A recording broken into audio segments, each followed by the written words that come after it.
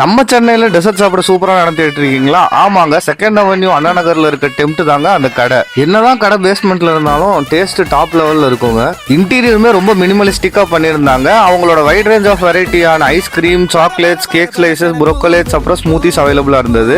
என் wife உடனே மெனுவை பார்த்துட்டு டக்கு டக்குன்னு ஒன்னொன்னு ஆர்டர் பண்ண ஆரம்பிச்சிட்டாங்க. அது வரைக்கும் கங்காவே அந்த மாதிரி ஒரு நிலையில நான் பார்த்ததே இல்லை.